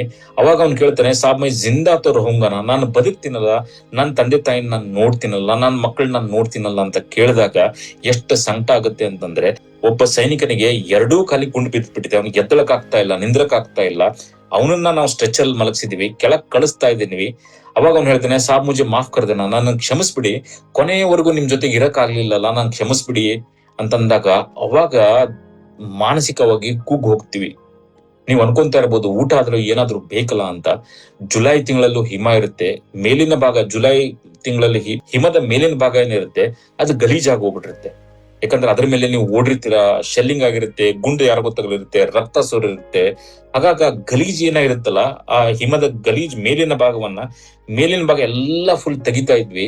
ಕೆಳಗಿನ ಭಾಗ ಏನೋ ರಿಲೇಟಿವ್ಲಿ ಒಂದ್ ಸ್ವಲ್ಪ ಬೆಳ್ಳಗೆ ಫ್ರೆಶ್ ಅನಿಸ್ತಿತ್ತು, ಅದನ್ನ ಬಾಯಲ್ಲಿ ಹಾಕೊಂತ ಇದ್ವಿ. ಹೌದು, ನಮ್ಮ ಹೊಟ್ಟೆಯಲ್ಲಿ ಏನು ಹೋಯ್ತು, ನಾವು ಏನೋ ತಿಂದ್ವಿ ಅಂತೂ ಒಂದು ಸ್ಯಾಟಿಸ್ಫ್ಯಾಕ್ಷನ್ ಇರಲಿ ಅಂತ. ಸೊ ಈ ತರ ನಾನು ಯಾವಾಗ ಮೆಸೇಜ್ ಕೊಟ್ಟೆ ಗುಂಡು ಮದ್ದುಗಳು ಕಡಿಮೆ ಆಗ್ತಾ ಇದೆ ಅಂತ, ಅವಾಗ ಕ್ಯಾಪ್ಟನ್ ವಿಕ್ರಮ್ ಬತ್ರಾ ಅವರು ಅವ್ರ ಟೀಮ್ ಜೊತೆಗೆ ಬಂದು ಜಾಯಿನ್ ಆಗ್ತಾರೆ. ಜಾಯಿನ್ ಆದಾಗ ಬಂದವಳೆ ಒಂದು ಹೊಸ ಹುಮ್ಮಸ್ಸಿಂದ ಹೋರಾಟವನ್ನ ಶುರು ಮಾಡ್ತೀವಿ. ನಾನು 7ನೇ ತಾರೀಕು ಬೆಳಗಿನ ಜಾವಕ್ಕೆ ಸ್ಟ್ರೇಟ್ ಅವೇ ಬರ್ತೀನಿ. 7ನೇ ತಾರೀಕು ಬೆಳಗಿನ ಜಾವ ನಾವು 4ನೇ ತಾರೀಕು ರಾತ್ರಿ ಅಟ್ಯಾಕ್ ಶುರು ಮಾಡಿದ್ದು. 4ನೇ ತಾರೀಕು ರಾತ್ರಿ ಯುದ್ಧ ಆಗುತ್ತೆ, 5ನೇ ತಾರೀಕು ಇಡೀ ದಿನ ರಾತ್ರಿ, 6ನೇ ತಾರೀಕು ಇಡೀ ದಿನ ರಾತ್ರಿ ಯುದ್ಧ ಆಗುತ್ತೆ. 7ನೇ ತಾರೀಕು ಬೆಳಗಿನ ಜಾವ ಎಲ್ಲಿವರೆಗೂ ಹೋಗಿದೀವಿ ಅಂದ್ರೆ, ಇನ್ನು ಅವ್ರ ಪಾಕಿಸ್ತಾನದ ವಶದಲ್ಲಿ ಒಂದೇ ಒಂದು ಬಂಕರ್ ಉಳ್ಕೊಂಡಿದೆ, ಅದನ್ನ ಗೆದ್ರೆ ನಾವು ಆ ಬೆಟ್ಟವನ್ನ ಗೆದ್ದಾಗುತ್ತೆ. ನನ್ನ ಕೈಲಿ ಒಂದು AK-47, ನನ್ನ ಗನ್ ಪರ್ಸನಲ್ ವೆಪನ್ ಅಂತ ಹೇಳ್ತೀವಿ, AK-47 ನನ್ನ ಕೈಲಿ ಗನ್ ಇತ್ತು. ಬಲಗಡೆ ಒಂದು ದೊಡ್ಡ ಬಂಕರ್, ಬಲಗಡೆ ಒಂದು ದೊಡ್ಡ ಬಂಡೆಗಲ್ ಆಚೆ ಪಾಕಿಸ್ತಾನದ ಕೊನೆ ಬಂಕರ್ ಇತ್ತು. ನಂಗೆ ಯಾವಾಗ ಅವಕಾಶ ಸಿಗುತ್ತೋ ಫೈರ್ ಮಾಡ್ತಾ ಇದ್ದೀನಿ, ಕೆಳಗ್ ಕುತ್ಕೊಂತಾ ಇದ್ದೀನಿ. 7ನೇ ತಾರೀಕು ಬೆಳಗಿನ ಜಾವ ಅವರೊಂದು ಹ್ಯಾಂಡ್ ಗ್ರೆನೇಡ್ ಅನ್ನ ಎಸಿತಾರೆ. ನಿಮ್ಗೆ ಹ್ಯಾಂಡ್ ಗ್ರೆನೇಡ್ ಅಂದ್ರೆ ಪಿಕ್ಚರ್ ಅಲ್ಲೆಲ್ಲ ನೋಡಿರ್ತೀರ ಅನ್ಕೊಂತೀನಿ, ಪಿನ್ ತೆಗ್ದಿ ತರ ಎಸಿತಾರಲ್ಲ, ಕೈ ಬಾಂಬು ಅಂತ ಹೇಳ್ತೀವಿ, ಅದನ್ನ ಎಸಿತಾರೆ. ನಾನು ಹಿಂಗ್ ಕುತ್ಕೊಂಡಿದ್ದೀನಿ ಅಂದ್ರೆ ನನ್ನ ಕಾಲಿದ್ರಿಗೆ ಬಂದು ಬೀಳುತ್ತದೆ. ಆ ಕಾಲಿದ್ರಿಗೆ ಬಿದ್ದಾಗ ನನಗೆ ಎದ್ದು ಓಡಕ್ ಅವಕಾಶ ಇಲ್ಲ. ಯಾಕಂದ್ರೆ ಎದ್ದು ಓಡಕ್ ಹೋದ್ರೆ ಅಲ್ಲಿ ಮೇಲೆ ಕುತ್ಕೊಂಡವ್ರು ಕಾಯ್ತಾ ಇರ್ತಾರೆ, ಗುಂಡು ಹೊಡಿತಾರೆ. ಆ ಗ್ರೆನೇಡ್ ಹೆಂಗಿರುತ್ತೆ ಅಂದ್ರೆ, ನೀವು ಪಿನ್ ತೆಗಿತೀರಾ, ಎಸಿತೀರಾ, ಅದಕ್ಕೊಂದು 4 ಸೆಕೆಂಡ್ ಟೈಮ್ ಲಾಗಿರುತ್ತೆ. ಅಂದ್ರೆ ನೀವು ಪಟಾಕಿ ಹಚ್ಚಿದಾಗ ಓಡೋಕ್ ಟೈಮ್ ಇರುತ್ತಲ್ಲ, ಅದೇ ರೀತಿ ಪಿನ್ ತೆಗೆದು ಎಸೆದಾಗ ಅಲ್ಲಿ ಬೀಳ್ಬೇಕು, ಆ ಶತ್ರುಗಳು ಜಾಸ್ತಿ ಪೆಟ್ಟು ಬೀಳ್ಬೇಕು ಅನ್ನೋ ಕಾರಣದಿಂದ 4 ಸೆಕೆಂಡ್ ನಂತರ ಬ್ಲಾಸ್ಟ್ ಆಗುತ್ತದೆ. ಕಿಲ್ಲಿಂಗ್ ರೇಡಿಯಸ್ ಅಂತ ಹೇಳ್ತೀವಿ. ಗ್ರೆನೇಡ್ ಇಲ್ಲಿ ಏನಾದ್ರೂ ಬಿದ್ದು ಸಿಡಿದ್ರೆ ಅಕ್ಕಪಕ್ಕ ಇದ್ದಂತ 5ರಿಂದ 10 ಮೀಟರ್ ಎಲ್ಲ ಚಿದ್ರ ಆಗುತ್ತೆ. ಅಂತ ಗ್ರೆನೇಡ್ ಬಂದು ನನ್ನ ಕಾಲ ಹತ್ರ ಬಿದ್ದಿದೆ. ನನಗೆ ಟ್ರೈನಿಂಗ್ ಅಲ್ಲಿ ಹೇಳ್ಕೊಟ್ಟಿರ್ತಾರೆ, ನೀವು ಏನೇ ಮಾಡ್ಬೇಕಂದ್ರು ಆ 4 ಸೆಕೆಂಡ್ ಅಲ್ಲಿ ಮಾಡ್ಬೇಕು ಅಂತ. ಹಾಗಾಗಿ ನಾನು ಅದನ್ನ ಅಲ್ಲಿಂದ ಎದ್ದು ಓಡಕ್ಕೂ ಆಗಲ್ಲ. ಇದ್ದಿದ್ದು ಒಂದೇ ಒಂದು ಅವಕಾಶ, ಅದನ್ನ ಎತ್ಕೊಂಡೆ ವಾಪಸ್ ಎಸಿಲಿಕ್ಕೆ ಹೋದೆ. ನೀವು ಇಮ್ಯಾಜಿನ್ ಮಾಡಿ, ಒಂದು ಹಬ್ಬದಲ್ಲಿ ಪಟಾಕಿ ಹೊಡಿತೀರ ಅಂದ್ರೆ ಎಷ್ಟು ದೂರ ಓಡಕ್ತೀರ. But live grenade, killing radius 5ರಿಂದ 10 ಮೀಟರ್ ಇರುವಂತ ಒಂದು ಕೈ ಬಾಂಬನ್ನ ಎತ್ಕೊಂಡು ವಾಪಸ್ ಎಸಿಲಿಕ್ಕೆ ಹೋದೆ. ನೀವು ಅಪ್ರಿಶಿಯೇಟ್ ಮಾಡ್ತೀರಾ. ನೀವ್ ಏನಾದ್ರೂ ಒಂದು ಕಲ್ಲನ್ನ, ನೀವು ಚೆಂಡನ್ನ ಎಸಿಬೇಕು ಅಂತಂದ್ರೆ ಒಂದು ಪ್ರಾಪರ್ ಕೈ ಹಿಂಗ ಆಡ್ಸಿದ್ರೆ, ಫುಲ್ ಕೈಯಿಂದ ಜೋರಾಗಿ ಚಿಮ್ಮಿದ್ರೆ ಮಾತ್ರ ಅದು ದೂರ ಹೋಗುತ್ತೆ. ಬಟ್ ನಾನು ಒಂದು ಚಿಕ್ಕ ಗನ್ಸ್ಟೈನ್ ಸ್ಪೇಸ್ ಅಲ್ಲಿ ಕುತ್ಕೊಂಡಿರೋದ್ರಿಂದ ಎತ್ತು ವಾಪಸ್ ಎಸಿಲಿಕ್ಕೆ ಆಗ್ಲಿಲ್ಲ, ಅದನ್ನ ಕೈ ಫುಲ್ ಆಡ್ಸಕ್ ಆಗ್ಲಿಲ್ಲ. ಎತ್ಕೊಂಡೆ ವಾಪಸ್ ಎಸಿಲಿಕ್ಕೆ ಹೋದೆ, ಅದು ಬಂಡೆಗಲ್ಲಿಗೆ ಬಡಿದು ಉರುಳಿ ಬಂದು ಮತ್ತೆ ನನ್ನ ಕಾಲ ಹತ್ರ ಬಿತ್ತು. ಬಂಧುಗಳೇ, ಆ ಒಂದು 4 ಸೆಕೆಂಡ್ ಅಲ್ಲಿ 2-3 ಸೆಕೆಂಡ್ ಕಳ್ಕೊಂಡ್ಬಿಟ್ಟಿದೀನಿ. ಇನ್ನು 1 ಆಡ್ ಸೆಕೆಂಡ್ ಗೋ. ಆ 1-2 ಸೆಕೆಂಡ್ ಅಲ್ಲಿ ಇನ್ನೇನು ಗ್ರೆನೇಡ್ ಬ್ಲಾಸ್ಟ್ ಆಗುತ್ತೆ. ನನಗೆ 26-27 ವರ್ಷದ ಹಿಂದೆ ಆದಂತ ಘಟನೆ ಇರಬಹುದು. ಆ ಬಂಡೆಗಲ್ಲಿಗೆ ಬೆಳೆದಿದ್ದು, ಉರುಳಿ ಬಂದಿದ್ದು, ನಿಂತಿದ್ದು, ಸೌಂಡ್ ಮಾಡಿದ್ದು ಎಲ್ಲ ನೆನಪಿದೆ ನನಗೆ. ನಾನು ಏನನ್ನು ವರ್ಣಿಸಿ ಹೇಳ್ತಾ ಇಲ್ಲ. ಸಾವನ್ನ ತುಂಬಾ ಹತ್ತಿರದಿಂದ ನೋಡಿದೀನಿ. ಅದು ಬಿದ್ದ ತಕ್ಷಣ ನಾನು ನಂಬ್ಕೊಂತೀನಿ, ನವೀನ್ ನೀನಿನ್ನ ಬದುಕಲ್ಲ. ಯಾವಾಗ ನೀನ್ ಬದುಕಲ್ಲ, ನೀನ್ ಯಾವಾಗ ನಿಮ್ ತಂದೆ ತಾಯಿಗೆ ಸುದ್ದಿ ಹೋಗುತ್ತೋ ನವೀನ್ ಇಲ್ಲ ಅಂತ, ಅವರಿಗೆ ದುಃಖ ಆಗೇ ಆಗುತ್ತೆ. ಬಟ್ ನಾನ್ ಹೀಗೆ ಕುತ್ಕೊಂಡ್ರೆ, ಗ್ರೆನೇಡ್ ಸಿಡಿದ್ರೆ ನನ್ನ ಮೇಲಿನ ಭಾಗ ಎಲ್ಲ ಚಿದ್ರೆ ಆದ್ರೆ ಮನೆಗೆ ಏನಂತ ಕಳಿಸ್ತಾರೆ? ಏನು ಉಳಿದಿರೋದೇ ಇಲ್ಲ. ಕೆಲವೊಂದು ಎಲ್ಲೋ ಅಲ್ಲಿ ಬಿದ್ದಂತ ಚಿದ್ರಾಗಿ ಬಿದ್ದಂತ ಮಾಂಸ ತುಂಡುಗಳನ್ನ, ಎಲುಬು ತುಂಡುಗಳನ್ನ ಒಂದು ಗೋಣಿ ಚೀಲದಲ್ಲಿ ಹಾಕಿ ಮನೆ ಕಳಿಸಿದ್ರೆ ನಮ್ ತಂದೆ ತಾಯಿ ನನ್ ಕ್ಷಮಿಸ್ತಾರ? ಕೊನೆ ಪಕ್ಷ ನನ್ನ ಮುಖ ನೋಡೋ ಒಂದು ಅವಕಾಶ ಮಾಡ್ಕೊಡ್ಬಾರ್ದ ಅವ್ರಿಗೆ ಅಂತಂದು ಆ ಬಂಡೆಗಲ್ ತುದಿ ಮತ್ತು ಒಂದು ಬಂಕರ್ನ ಎಡ್ಜ್ ಅಲ್ಲಿ ಒಂದು ಇಷ್ಟು ಗ್ಯಾಪ್ ಇತ್ತು, ಅದ್ರಲ್ಲಿ ಜಿಗಿದ್ಬಿಟ್ಟೆ. ಜಿಗಿದ ತಕ್ಷಣ ಏನಾಯ್ತು, ಆ ಗ್ಯಾಪ್ ಸಣ್ಣದಿರೋದ್ರಿಂದ ಮೇಲಿನ ಭಾಗ ಬಂಡೆಗಲ್ ಹಿಂದ್ ಹೋಯ್ತು, ಕಾಲ್ಗಳ ಹೊರಗಳ್ಕೊಳತ್ತೆ, ಗ್ರೆನೇಡ್ ಸಿಡಿಯುತ್ತೆ. ಗ್ರೆನೇಡ್ ಸಿಡಿದಾಗ ಒಂದು 15 ನಿಮಿಷ ನಾನು ಬದುಕಿದಿನೋ, 15 ಸೆಕೆಂಡ್ ಬದುಕಿದಿನೋ ಸತ್ತಿದಿನೋ ಏನು ಗೊತ್ತಾಗ್ತಾ ಇಲ್ಲ ನನಗೆ. ಅಷ್ಟರಲ್ಲಿ ಬಂಕರ್ ನಾನು ಏನ್ ಕುತ್ಕೊಂಡಿದ್ದೆ ಅದು ಕೊಲಾಪ್ಸ್ ಆಗೋಗ್ಬಿಟ್ಟಿದೆ. ನಾನು ಕಿವಿಯಲ್ಲಿ ಗುಯ್ಗುಟ್ಟ ಸೌಂಡ್ ಇದೆ, ಅಲ್ಲೆಲ್ಲ ಫುಲ್ ಡಸ್ಟ್ ಆಗ್ಬಿಟ್ಟಿದೆ, ಕಣ್ ಬಿಟ್ರು ಏನು ಕಾಣ್ತಾ ಇಲ್ಲ. ಎಲ್ಲೋ ಒಂದ್ ಕಡೆ ಪಾಕಿಸ್ತಾನದವ್ರು ಕೌಂಟರ್ ಅಟ್ಯಾಕ್ ಮಾಡಿದಾರೆ, ಅಂದ್ರೆ ಓಡ್ ಬರ್ತಾ ಇದಾರೆ ನಮ್ಮ ಹತ್ರ ಓಡ್ ಬರ್ತಾ ಇರೋದನ್ನ ಎಲ್ಲೋ ಒಂದ್ ಕಡೆ ಕಿವಿಯಲ್ಲಿ ಕೇಳಿಸ್ತಾ ಇದೆ. ನಾನು ಮೊದಲನೇ ಬಾರಿಗೆ ಏನಾದ್ರು ಅನುಭವಿಸಿದ್ರೆ, ಕಂಡಿದ್ರೆ, ನೋಡಿದ್ರೆ, ಕೇಳಿಸ್ಕೊಂಡಿದ್ರೆ, ನಮ್ಮ ಯೂನಿಫಾರ್ಮ್ ಹಾಕೊಂಡಂತ ಒಬ್ಬ ವ್ಯಕ್ತಿ ಓಡ್ ಬರ್ತಾ ಇದಾರೆ, ಪಾಕಿಸ್ತಾನ ಹತ್ರ ಫೈರ್ ಮಾಡ್ತಾ ಎದುರಿಗೆ ಬಂದು ನಿಂತ್ಕೊಂತಾರೆ, ಫೈರಿಂಗ್ ಮಾಡೋದನ್ನ ನಿಲ್ಲಿಸ್ತಾರೆ. ಆ ಬಂಕರ್ ಏನ್ ಬಿದ್ದು ಹೋಗಿತ್ತು ಅದ್ರ ಎದುರಿಗೆ ನಿಂತ್ಕೊಂಡು, ನವೀನ್ ತು ಡರ್ನಾ ನೈ, ನೀನ್ ಹೆದರ್ಬೇಡ, ನಾನು ಬಂದಿದ್ದೀನಿ ಅಂತ ಹೇಳ್ತಾರೆ. ನಾನು ಕಣ್ಣು ಬಿಟ್ಟು ನೋಡಿದ್ರೆ ಕ್ಯಾಪ್ಟನ್ ವಿಕ್ರಮ್ ಬತ್ರಾ ಅವ್ರು ಎದುರಿಗೆ ನಿಂತ್ಕೊಂಡಿದ್ದಾರೆ. ಅವಾಗ ನನಗೆ ಅರಿವಾಯ್ತು, ಹೌದು ನಾನು ಬದುಕಿದ್ದೀನಿ, ನಾನು ಇನ್ನೂ ಜೀವಂತವಾಗಿದ್ದೀನಿ ಅಂತ. ನನಗದು ಎಲ್ಲಿಂದ ಧೈರ್ಯ ಹುಟ್ಕೊಂತು ಗೊತ್ತಿಲ್ಲ. ಎಡಗಡೆ ನಾನು AK-47 ಬಿದ್ದಿತ್ತು, ಅದನ್ನ ಎತ್ಕೊಂಡು ಆ ಪಾಕಿಸ್ತಾನದವ್ರ ಕಡೆಗೆ ಫೈರ್ ಮಾಡಕ್ ಶುರು ಮಾಡಿದೆ. ಕೆಳಗಡೆ ನನ್ನ ಜವಾನ್ಸ್ಗೂ ಗೊತ್ತಾಗಿತ್ತು ನವೀನ್ ಸಾಬ್ಗೂ ಚೋಟ್ ಲಗಿ, ಅವ್ರಿಗೂ ಪೆಟ್ಟು ಬಿದ್ದಿದೆ ಅಂತ. ಅವರೂ ಕೂಡ ಫೈರ್ ಮಾಡಕ್ ಶುರು ಮಾಡ್ತಾರೆ. ಹೇಗೋ ಮಾಡಿ ಕೌಂಟರ್ ಅಟ್ಯಾಕ್ ಅನ್ನ ತಡಿತೀವಿ. ಅಲ್ಲಿಂದ ಕ್ಯಾಪ್ಟನ್ ವಿಕ್ರಮ್ ಬತ್ರಾ ಅವ್ರ ನನ್ನ ಕೈ ಹಿಡಿದು ಎಳಿತಾರೆ, ಎಳೆದು ಸುಮಾರು ದೂರ ಕರ್ಕೊಂಡು ಹೋಗ್ತಾರೆ. ನನಗೆ ಗೊತ್ತಿಲ್ಲ ನೀವು ಎಷ್ಟು ಜನ ಇದರಲ್ಲಿ ಶೇರ್ ಶಾ ಅಂತ ಒಂದು ಮೂವಿ ಬಂದಿತ್ತು, ಕ್ಯಾಪ್ಟನ್ ವಿಕ್ರಮ್ ಬತ್ರಾ ಅವ್ರ ಬಯೋಪಿಕ್ ಶೇರ್ ಶಾ ಅಂತ. ಅದರಲ್ಲಿ ಈ ಒಂದು ಸನ್ನಿವೇಶನ ಕ್ಯಾಪ್ಚರ್ ಮಾಡಿದರೆ ನನಗೆ ಹೆಂಗೆ ಪೆಟ್ಟು ಬೀಳುತ್ತೆ, ನನಗೆ ಹೆಂಗೆ ಅವ್ರು ರೆಸ್ಕ್ಯೂ ಮಾಡ್ತಾರೆ ಅನ್ನೋದನ್ನ ತೋರಿಸಿದ್ದಾರೆ. ಅಲ್ಲಿಂದ ಅವರು ತುಂಬಾ ಪೆಟ್ಟು ಬಿದ್ದಿರೋದ್ರಿಂದ ಎದ್ದಳಕ್ ಆಗ್ತಾ ಇಲ್ಲ, ನಿಂದರಕ್ ಆಗ್ತಾ ಇಲ್ಲ. ನಿನ್ ಕೆಳಗಡೆ ಹೋಗಿ ಟ್ರೀಟ್ಮೆಂಟ್ ತಗೋ, ನಾನು ಯುದ್ಧವನ್ನ ಮುಂದುವರಿಸ್ತೀನಿ ಅಂತ ಹೇಳಿ ಅವ್ರು ಮೇಲೆ ಓಡುತ್ತಾರೆ. ನಾನು ಕೆಳಗ್ ತವಳಕ್ ಸ್ಟಾರ್ಟ್ ಮಾಡ್ತೀನಿ. ಸುಮಾರು ಒಂದು 150 ಮೀಟರ್ ತವಳ್ತಿದ್ದೀನಿ. ತವಳ್ತಾ ಬಂದು ಒಂದು ಬಂಡೆಗಲ್ಲಿ ಹಿಂದ್ಗಡೆ ಕುತ್ಕೊಂಡು ತಿರುಗಿ ನೋಡಿದ್ರೆ ನಾನು ಎಲ್ಲೆಲ್ಲಿ ಕಾಲುಗಳನ್ನ ನನ್ನ ಎಳ್ಕೊಂಡು ಬಂದಿದ್ದೀನೋ ಅಲ್ಲಲ್ಲಿ ರಕ್ತದ ಕಲೆಗಳು ಕಾಣ್ತಾ ಇದೆ. ನನ್ನ ಬಲಗಾಲ್ ಫುಲ್ ಜೋತಾಡ್ತಾ ಇದೆ. ಹಿಂಗೆ ಯಾರಾದ್ರೂ ಹಿಡಿದು ಹಿಂಗೆ ಎಳೆದಿದ್ರೆ ಕಿತ್ಕೊಂಡ್ ಬೀಳಂಗಿದೆ, ಕಿತ್ಕೊಂಡ್ ಬರಂಗಿದೆ. ನನ್ನ ಜವಾನ ಬರ್ತಾನೆ, ಹೆಗಲ್ ಮೇಲೆ ಹೊತ್ಕೊಂಡಿದ್ದಾನೆ. ಹೆಗಲ್ ಮೇಲೆ ಹೊತ್ಕೊಂಡು ಒಂದು ಬಂಡೆಗಲ್ಲಿನಿಂದ ಇನ್ನೊಂದು ಬಂಡೆಗಲ್ ಓಡ್ತಾ ಇದ್ದಾನೆ. ನಾನು ಹಿಂತಿರುಗಿ ನೋಡ್ತಾ ಇದ್ದೀನಿ. ನಾನು ಕಾಲೇನಾದ್ರು ಕಿತ್ಕೊಂಡು ಬಿದ್ದು ಬಿಡ್ತಾ, ಅದನ್ನ ತಗೊಂಡ್ ಹೋಗೋಣ ಕೆಳಗೆ ಹೋಗು ಡಾಕ್ಟರ್ ಕೊಟ್ಟು ಹೊಲಿಯಪ್ಪ ಅಂತ ಹೇಳೋಣ ಅಂತ. ಯಾಕಂದ್ರೆ ನನಗೆ ಅವಾಗ ಅರ್ಥ ಆಗ್ತಿರ್ಲಿಲ್ಲ ಏನ್ ಸಾಧ್ಯ ಏನ ಸಾಧ್ಯ ಅಂತ. ಸುಮಾರು ದೂರ ಈ ತರ ನನ್ನ ಕರ್ಕೊಂಡ್ ಬರ್ತಾನೆ. ಅಲ್ಲಿಂದ ಸ್ಮಾಲ್ ಆರ್ಮ್ಸ್ ಫೈರ್ ಅಂದ್ರೆ ಗುಂಡುಗಳು ಎಲ್ಲಿಂದ ಆ ರೇಂಜ್ ಅನ್ನ ತಡಾಯ್ತೀವೋ ಅಲ್ಲಿಂದ ನನ್ನ ಸ್ಟ್ರೆಚರ್ ಅಲ್ಲಿ ಮಲಗಿಸ್ತಾರೆ. ಸ್ಟ್ರೆಚರ್ ಅಲ್ಲಿ ಮಲಗಿಸಿ ಕೆಳಗಡೆ ಕರ್ಕೊಂಡ್ ಬರಕ್ ಶುರು ಮಾಡ್ತಾರೆ. ಬಂಧುಗಳು ಎಂತ ಒಂದು ನರಕ ಯಾತನೆ ಇದು ಅಂತಂದ್ರೆ, ಇಬ್ರು ನಡೆಯೋದೇ ಕಷ್ಟ, ಅದರಲ್ಲಿ ಯಾರಾದ್ರೂ ಒಬ್ಬನ ಹೊತ್ಕೊಂಡು ನಡಿಬೇಕು ಅಂತಂದ್ರೆ ಅವ್ರು ಜಾರಿ ಬೀಳ್ತಾ ಇದ್ರೆ ನನ್ನನ್ನು ಸ್ಟ್ರೆಚರ್ ಇಂದ ಕೆಳಗ್ ಬೀಳಿಸ್ತಾ ಇದಾರೆ. ಆ ಮತ್ತೆ ಸ್ಟ್ರೆಚರ್ ಅಲ್ಲಿ ಎತ್ ಹಾಕ್ಬೇಕು ಅಂದ್ರೆ ನನ್ ಭುಜ ಒಬ್ಬನ ಹಿಡ್ಕೊಂತಾನೆ, ಕಾಲು ಒಬ್ಬನ ಹಿಡ್ಕೊಂಡ್ರೆ ಎತ್ತಿಂಗ್ ಹಾಕಿದ್ರೆ ಕೆಳಗಡೆ ಕಾಲು ಮುರಿದಂತ ಕೆಳಗ್ ಬೀಳ್ತಾ ಇದೆ. ಅದನ್ನ ಎತ್ತಿ ಮತ್ತೆ ಹಾಕಕ್ಕೆ ಯಾರಾದ್ರೂ ಬೇಕು. ಅಷ್ಟು ನೋವನ್ನು ಅನುಭವಿಸ್ತೀನಿ. ಇಮ್ಯಾಜಿನ್ ಮಾಡಿ, 7ನೇ ತಾರೀಕು ಬೆಳಗಿನ ಜಾವ ಪೆಟ್ಟು ಬಿದ್ದಿದೆ, ಕೆಳಗಡೆ ಕರ್ಕೊಂಡ್ ಬಂದಾಗ 7ನೇ ತಾರೀಕು ರಾತ್ರಿ ಆಗೋಗ್ಬಿಟ್ಟಿದೆ. ಎಷ್ಟು ನೋವನ್ನ ಅನುಭವಿಸಿರ್ಬೇಕು. ರಕ್ತ ಫುಲ್ ಸೋರ್ ಹೋಗ್ಬಿಟ್ಟಿದೆ. ಇನ್ಫೆಕ್ಷನ್ ಎಲ್ಲ ಅಂತಂದ್ರೆ ಇನ್ಫೆಕ್ಷನ್, ಆ ಗಾಯದ ಇನ್ಫೆಕ್ಷನ್ ಎಲ್ಲ ಮೈ ಎಲ್ಲ ಹರಡ್ಕೊಂತ ಇದೆ. ಆ ಕೆಳಗಡೆ ಹೋದಾಗ ಡಾಕ್ಟರ್ ನನ್ನ ನೋಡಿ ಶಾಕ್ ಆಗ್ತಾರೆ. ಡಾಕ್ಟರ್ ನೋಡಿ, ನವೀನ್ ಇಟ್ಸ್ ಅ ಮೆರಾಕಲ್, ನೀನ್ ಇದೊಂದು ಪವಾಡನೇ ಸಹಿ, ನೀನ್ ಬದುಕಿ ಬಂದಿರೋದು ಇದೊಂದು ಪವಾಡನೇ ಅಂತ ಹೇಳ್ತಾರೆ. ನಿನಗೆ ನೆಕ್ಸ್ಟ್ ಡೇ ಬೆಳಗ್ಗೆ ಆಗತಿದ್ದಂಗೆ ಹೆಲಿಕಾಪ್ಟರ್ ಅಲ್ಲಿ, ಇವಾಗೇ ಮೆಸೇಜ್ ಕೊಡ್ತೀವಿ, ಬೆಳಗ್ಗೆ ಆಗ್ತಿದ್ದಂಗೆ ನಿನ್ನ ಹೆಲಿಕಾಪ್ಟರ್ ಅಲ್ಲಿ ನೋಡಿ ನಿನ್ನ ಶ್ರೀನಗರ್ ಕಳಿಸ್ತೀವಿ ಅಂತ. ನನಗೊಂದು ಇಂಜೆಕ್ಷನ್ ಕೊಟ್ಟು ಮಲಗಿಸ್ತಾರೆ. ಅಲ್ಲಿ ಏನ್ ನಡೀತಾ ಇದೆ, ಬೆಟ್ಟದ ಮೇಲೆ ಏನ್ ನಡೀತಾ ಇದೆ ನಂಗೆ ಗೊತ್ತಿಲ್ಲ, ಮಲ್ಕೊಂಡ್ಬಿಡ್ತೀನಿ. ಯಾಕಂದ್ರೆ ಇಂಜೆಕ್ಷನ್ ಕೊಟ್ಟಿರ್ತಾರೆ ನನಗೆ. ಬೆಳಗಿನ ಜಾವ ಅಂದ್ರೆ 8ನೇ ತಾರೀಕು ಬೆಳಗಿನ ಜಾವ ಎಚ್ಚರ ಆಗುತ್ತೆ. ನನ್ನನ್ನ ಹೆಲಿಕಾಪ್ಟರ್ ಅಲ್ಲಿ ಲೋಡ್ ಮಾಡ್ತಾರೆ. ಹೆಲಿಕಾಪ್ಟರ್ ಲೋಡ್ ಮಾಡಿ ಹೆಲಿಕಾಪ್ಟರ್ ಟೇಕ್ ಆಫ್ ಆಗುತ್ತೆ. ಶ್ರೀನಗರ್ ಕಡೆ ಹೊರಡ್ತೀವಿ. ಹೊರಡ್ಬೇಕಾದ್ರೆ ಸ್ವಲ್ಪ ದೂರ ಹೋಗಿರ್ತೀವಿ. ಅವಾಗ ನನ್ನ ಜೊತೆಗಿದ್ದಂತ ಒಬ್ಬ ನರ್ಸಿಂಗ್ ಅಸಿಸ್ಟೆಂಟ್ ನನ್ನನ್ನ ಎದ್ದಳಿಸಿ ಹೇಳ್ತಾರೆ, ಸಾಬ್ ಡಾಕ್ಟರ್ನೇ ಉಟ್ನೆಸೆ ಮನಾಕಿ ಅವಾಯ್ಡ್, ಡಾಕ್ಟರ್ ಎದ್ದಳ್ಬೇಡ ಅಂತ ಹೇಳಿದ್ದಾರೆ. ಬಟ್ ಅಲ್ಲಿ ನೋಡಿ 0.4875 ಮೇಲೆ ಭಾರತದ ಬಾವುಟ ಹಾರ್ತಾ ಇದೆ ಅಂತ. ಅದನ್ನ ನೋಡಿದಾಗ ಎಷ್ಟು ಖುಷಿ ಆಗುತ್ತೆ ನನಗೆ. ಅವಾಗ ನಾನು ಅನ್ಕೊಂತೀನಿ, ನವೀನ್ ನೀನ್ ಸಾಯ್ತೀಯೋ ಬದುಕ್ತೀಯೋ ಗೊತ್ತಿಲ್ಲ, but mission has been accomplished. ಭಾರತೀಯ ಸೇನೆ ನಿನ್ಗೆ ಏನೋ ಒಂದು ಟಾಸ್ಕ್ ಅನ್ನ ಕೊಟ್ಟಿತ್ತು, ಅದು ಕಂಪ್ಲೀಟ್ ಆಗಿದೆ ಅಂತ ಖುಷಿಯಿಂದ ನಾನು ಸತ್ರು ಕೂಡ 0.4875 ಬಗ್ಗೆ ಯಾವಾಗ ಮಾತಾಡ್ತಾರಲ್ಲ, ಕ್ಯಾಪ್ಟನ್ ನವೀನ್ ನಾಗಪ್ಪ ಅನ್ನು ಕೂಡ ನೆನ್ಸ್ಕೊಂತೀರಿ ಅನ್ನೋ ಖುಷಿಯಿಂದ ಎದ್ದು ಕುತ್ಕೊಂಡು ಆ ನ್ಯಾಷನಲ್ ಫ್ಲಾಗ್ ಸಲ್ಯೂಟ್ ಮಾಡಿದೆ. ಸಲ್ಯೂಟ್ ಮಾಡ ಮಲಗ್ತಾ ಇದ್ದೆ.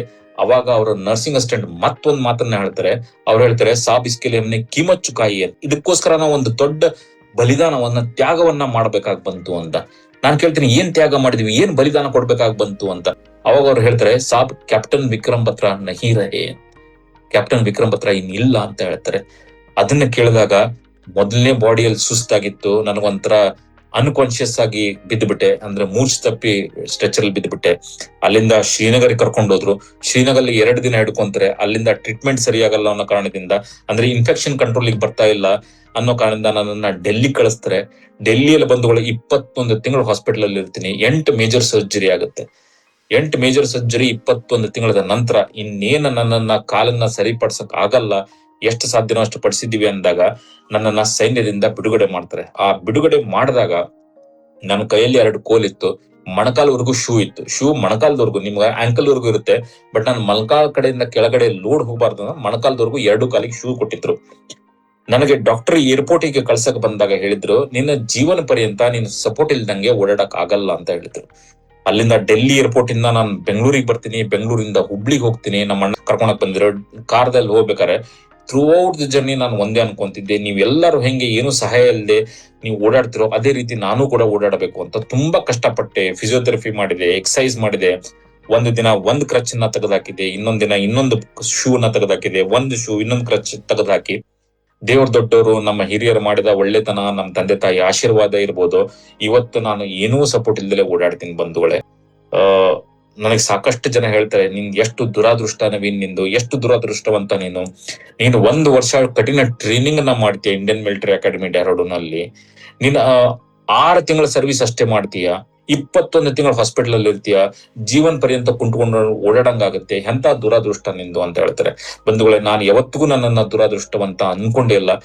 ನನ್ನಂತರ ಅದೃಷ್ಟವಂತ ಬಹುಶಃ ಈ ಭೂಮಿ ಮೇಲೆ ಭಾರತ ಮಾತೆ ಮಡಿಲಲ್ಲಿ ಹುಟ್ಟಿದಂತವ್ರು ಇರ್ಲಿಕ್ಕಿಲ್ಲ. ಯಾಕಂದ್ರೆ ಆ 6 ತಿಂಗಳಲ್ಲೇ ನಾನು ಏನು ಮಾಡ್ಬೇಕಾಗಿತ್ತು, ಭಾರತಾಂಬೆಗೆ ಸೇವೆ ಸಲ್ಲಿಸುವ ಒಂದು ಅವಕಾಶ ಆ ದೇವರು ಮಾಡಿಕೊಟ್ರು. ಅದನ್ನ ಮಾಡಿ ನಾನು ವಾಪಸ್ ಬಂದೆ ಅನ್ನೋ ಒಂದು ಹೆಮ್ಮೆ ನನಗೆ ಯಾವತ್ತೂ ಇದೆ. ಅದಕ್ಕಾಗಿ ನಾನು ನನ್ನನ್ನ ತುಂಬಾ ಅದೃಷ್ಟವಂತ ಅನ್ಕೊಂತೀನಿ. ಬಂಧುಗಳು, ಏನ್ ಹೇಳ್ಬೇಕು ಅಂತಂದ್ರೆ, ನಾನು ವಿಶ್ವಾಸ ಇಟ್ಕೊಂಡಿದ್ದೆ, ನನಗೆ ಒಂದು ಅವಕಾಶ ಸಿಕ್ತಿರ್ಲಿಲ್ಲ. ಆದ್ರೂ ಕೂಡ ನಾನು ಹೋಗಿ ನಮ್ಮ ಕಮಾಂಡಿಂಗ್ ಆಫೀಸರ್ಗೆ, ಇಲ್ಲ ನೀವು ನಂಗೆ ಅವಕಾಶ ಮಾಡ್ಕೊಡ್ಬೇಕು ಅಂತ ಕೇಳಿದೆ. ಹಾಗಾಗಿ ನನಗೆ ಅವಕಾಶ ಸಿಕ್ತು.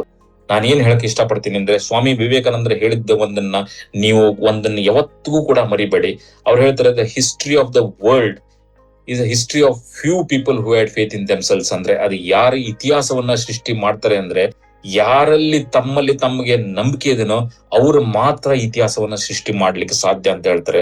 ಹಾಗಾಗಿ ನೀವು ನಿಮ್ಮ ಕ್ಯಾರೆಕ್ಟರ್ ಅಲ್ಲಿ, ನಿಮ್ಮ ಎಬಿಲಿಟಿಯಲ್ಲಿ, ನಿಮ್ಮ ಕಾನ್ಫಿಡೆನ್ಸ್ ಅಲ್ಲಿ ನೀವು ನಂಬಿಕೆ ಇಟ್ರೆ ನೀವು ಇತಿಹಾಸ ಸೃಷ್ಟಿ ಮಾಡೋದ್ರಲ್ಲಿ ಯಾವ್ದೇ ಒಂದು ಎರಡು ಮಾತಿಲ್ಲ. ಹಾಗಾಗಿ ನೀವ್ ಮಕ್ಕಳು ಇದನ್ನ ಏನೇನು ಕೇಳ್ತಿದಿರಲ್ಲ, ನೀವು ನಿಮಗೆ ವಿಶ್ವಾಸ ಇರ್ಬೇಕು, ನಾನು ಇದನ್ನ ಸಾಧಿಸ್ತೀನಿ ಅಂತ ಒಂದು ದೊಡ್ಡ ಗುರಿ ಇಟ್ಕೊಳ್ಳಿ. ಆ ಗುರಿನ ತಲುಪೋವರೆಗೂ ನೀವು ಶ್ರಮ ಪಟ್ಟರು ಪರವಾಗಿಲ್ಲ, ಕಷ್ಟಪಟ್ಟರು ಪರವಾಗಿಲ್ಲ, ವಿಶ್ವಾಸದಿಂದ ಮುಂದೆ ಹೆಜ್ಜೆಯನ್ನ ಇಡಕ್ ಸ್ಟಾರ್ಟ್ ಮಾಡಿ. ನಿಮಗೆ ನಿಮ್ಮ ಗುರಿನ ತಲುಪಲಿಕ್ಕೆ ಯಾರಿಂದಲೂ ತಡಿಲಿಕ್ಕೆ ಸಾಧ್ಯ ಇಲ್ಲ. 26 ಜುಲೈ ನಾವು ಕಾರ್ಗಿಲ್ ವಿಜಯೋತ್ಸವನ್ನ ಮಾಡ್ತೀವಿ. ವಿಜಯೋತ್ಸವನ್ನ ಮಾಡ್ಬೇಕು ಅಷ್ಟೇ.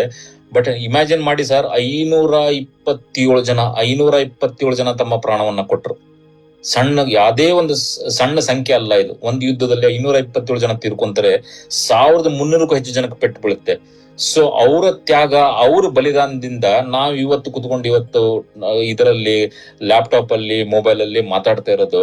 ಅವ್ರು ಏನಾದ್ರು ಇದ್ರೆ ಅವ್ರ ಕೃಪಾ ಕಟಾಕ್ಷದಿಂದ ನಾವು ಇವತ್ತು ಕುತ್ಕೊಂಡು ಮಾತಾಡ್ತಿದ್ವಿ ಸರ್. ಬಟ್ ಸಿಯಾಚಿನ್ ಬಗ್ಗೆ ಮಾತಾಡೋದು ಅಂದ್ರೆ ಎಲ್ಲರಿಗೂ ಅದು ಗೊತ್ತಿದ್ದ ಹೆಸರಿನ ಅನ್ನೋ ಕಾರಣದಿಂದ ಅದು ಹೈಯೆಸ್ಟ್ ಬ್ಯಾಟಲ್ ಫೀಲ್ಡ್ ಇಂದ ವರ್ಲ್ಡ್ ಅಂತ ಹೇಳ್ತೀವಿ.